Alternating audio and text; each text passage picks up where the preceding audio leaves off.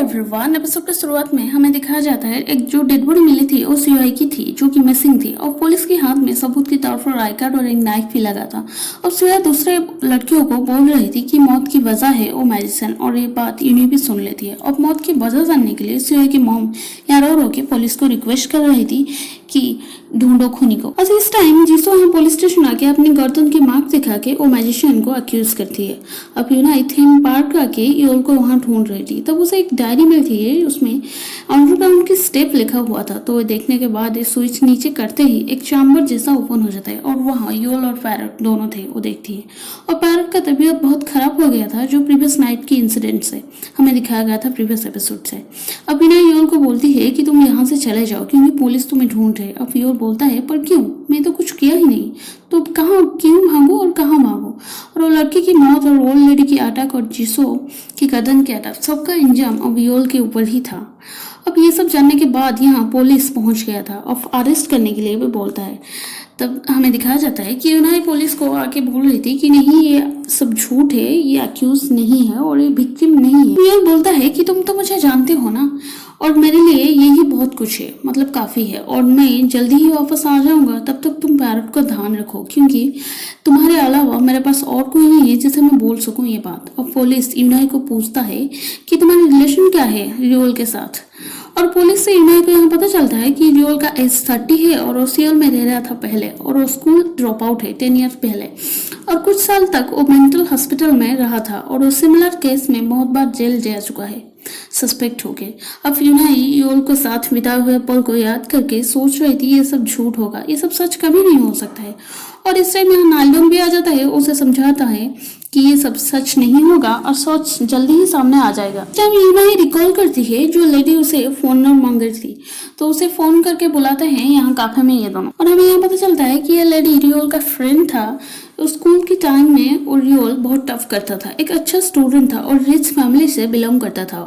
उसके घर वाले हमेशा उसे फोर्स करते थे ज़्यादा मार्क्स स्कोर करने के लिए। अब रियोल का सिचुएशन नालडोन का सिचुएशन जैसा सेम ही था और ये औरत उसे प्यार कर रही थी, उसे इजहार भी किया था, पर रियोल साफ साफ मना कर दिया था कि ये सब में मेरा ध्यान नहीं है, सिर्फ पढ़ाई पे ही मैं फोकस कर रहा हूँ। सबकी वजह से वो डिप्रेशन में चला गया था क्योंकि वो पढ़ाई अपने लिए नहीं कर रहा था, उसके पेरेंट को खुश रखने के लिए कर रहा था। अब रियोल स्कूल में सेम ब्लू बटरफ्लाई दिखता है तो उसे पकड़ने की कोशिश करते टाइम वो नीचे गिर जाता है छत से।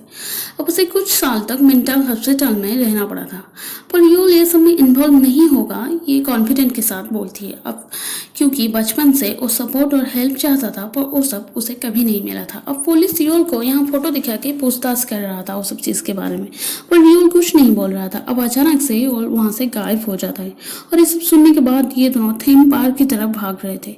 तब नालडोंग बोलता है कि मैं अपना बैग स्कूल में भूल गया हूँ, तुम चलो मैं आता हूँ।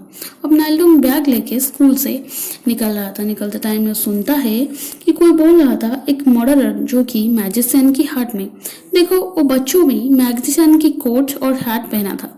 और यूनाई वहाँ जा रहा था और ये बात इनको पता था। वो बोलते हैं कि सुनो वो भी तो गलत चीज में इन्वॉल्व हो सकता है ना। और ये सब सुनने के बाद नालडोंग यहाँ गुस्सा हो जाता है और इसी गेटअप में जो भी करोगी तो कोई नहीं पकड़ सकता है, ये बात कर रहे थे। तो अब नालडोंग अपनी गुस्सा नहीं रोक पाता है तो सीधा अंदर जाके उसे एक मुक्का मारता है और यहाँ फाइटिंग शुरू हो जाता है। और थीम पार्क में दूसरी तरफ यूनाई पहुंच के देखती है कि पुलिस मैजिशियन को अरेस्ट करने के लिए आया था। तो योल बोलता है पर मैं तो कुछ नहीं किया।